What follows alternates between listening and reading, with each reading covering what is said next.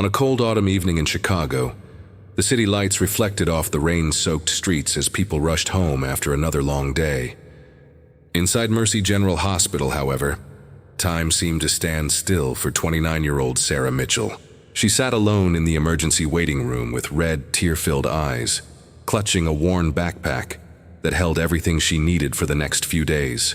Her 8-year-old son, Ethan, had been rushed into emergency surgery after a devastating school bus accident. Only hours earlier, he had been laughing with his friends on the way to school. Now his life depended on the skill of surgeons working behind closed doors. Sarah had already lost her husband 3 years earlier in a construction accident, and ever since then, she had worked tirelessly to raise Ethan on her own. She cleaned office buildings at night, served coffee in the mornings, and spent every spare moment trying to give her son the loving childhood he deserved. Life had never been easy, but she had always believed that hard work would eventually lead to better days. After nearly 2 exhausting hours, a hospital administrator approached Sarah with a folder in his hands. His voice was gentle, but his words struck like lightning. Although her health insurance covered a portion of the emergency procedure, there was still an unpaid balance of nearly $50,000. Sarah felt the room spin around her. She apologized through tears, explaining that she didn't own a house, had already sold her car months ago to pay rent, and barely managed to keep food on the table. She promised to work for years if necessary, begging them to save her son's life first. The administrator assured her that Ethan would receive every medical treatment he needed, but eventually, the financial responsibility would have to be addressed. As he quietly walked away, Sarah buried her face in her hands and whispered a prayer she had repeated countless times since becoming a widow. She wasn't asking for wealth or success. She simply wanted her son to survive. Only a few chairs away sat an elderly man wearing faded blue jeans, old leather boots, and a gray jacket that had clearly seen better days. His white beard and weathered face made him appear like an ordinary retiree with little more than memories to his name. Nobody noticed him. Nobody expected anything from him. Yet he had quietly overheard every word Sarah had spoken. Without saying a single sentence to her, the old man slowly stood, walked toward the hospital billing department, and asked to see the outstanding account for Sarah Mitchell. The receptionist looked confused as he calmly explained that he wished to pay the remaining balance in full. She assumed he had misunderstood the amount involved and politely informed him that the bill exceeded $48,000.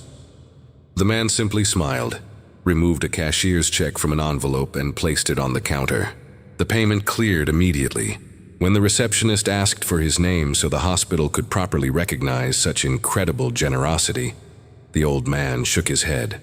Looking toward the waiting room where Sarah still sat crying, he quietly said, "Many years ago, someone saved my family when we had nothing. I promised myself that if I ever had the chance, I would do the same for someone else." Moments later, he placed his old cap back on his head, thanked the receptionist for her kindness, and disappeared into the rain before anyone could stop him. Several hours later, the surgeon entered the waiting room with encouraging news. Ethan's surgery had been successful, and he was expected to make a full recovery. Sarah broke down in tears of relief, hugging every nurse who stood nearby. Before she could gather herself, the hospital administrator returned with another surprise. Smiling warmly, he informed her that every dollar of her hospital bill had already been paid. Sarah stared at him in disbelief, convinced she had misunderstood. When she learned that an anonymous stranger had covered the entire cost and refused to reveal his identity, she rushed outside into the storm, hoping to thank him. The streets were empty. The mysterious man had vanished without leaving behind a name, a phone number, or even a note. Over the following weeks, Ethan slowly recovered. News of the anonymous act of kindness spread throughout the hospital, inspiring doctors, nurses, and patients alike. Local newspapers picked up the story, calling the unknown donor the guardian stranger of Chicago. Television stations shared Sarah's emotional interview, during which she admitted she still had no idea who had saved her family. Thousands of viewers were deeply moved. Donations began pouring into children's hospitals across the country. Volunteers signed up to help struggling families, while community organizations organized fundraising events for parents facing overwhelming medical expenses.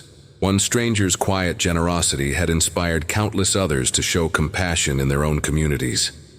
Months later, Sarah decided that simply saying, "Thank you," was no longer enough. She wanted to honor the kindness she had received by helping others. She founded a non-profit organization dedicated to assisting single parents with emergency medical bills. Volunteers, local businesses, doctors, and ordinary citizens joined her mission. Families who once believed they had no hope suddenly found support during the darkest moments of their lives. Every time Sarah handed financial assistance to another parent, she remembered the anonymous man whose simple act had transformed her own future. She often told volunteers that kindness grows strongest when it is passed from one person to another. One winter afternoon, nearly a year after Ethan's accident, Sarah visited a neighborhood diner after a fundraising meeting. As she waited for her coffee, she noticed an elderly man sitting quietly in a corner booth wearing familiar blue jeans, worn leather boots, and the same gray jacket she had seen in the hospital.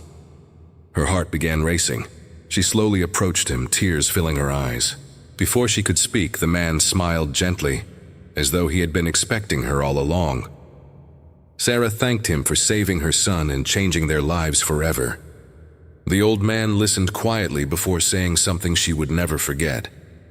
"The money wasn't the miracle," he said softly. "The miracle is what you've done with the kindness you received. You've helped hundreds of families. That's worth far more than any check I ever wrote." Sarah asked why he had remained anonymous for so long. The old man looked out the window at children laughing in the snow before answering. "When I was young, my wife was dying.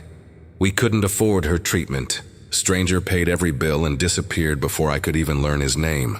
He told the hospital that gratitude should never stop with one person, should continue through every life that is touched. I've spent the last 30 years keeping that promise." Sarah realized she had become part of something much greater than a single act of generosity. She had become another link in an endless chain of compassion. Before leaving the diner, the old man quietly placed money on the table for his meal and stood to leave. Sarah asked if she could at least tell the world his name. He smiled once more and gently shook his head. "People don't need my name," he replied. "They only need the reminder that kindness still exists." Then he walked through the door and disappeared into the busy Chicago streets, blending into the crowd like any ordinary man. Years later, Ethan graduated from medical school and became an emergency physician at the very hospital where his life had been saved. Every time he treated a frightened child or comforted worried parents, he remembered the stranger he had never truly met. Together, Ethan and Sarah continued helping families who could not afford life-saving medical care, ensuring that no parent would ever have to choose between love and money.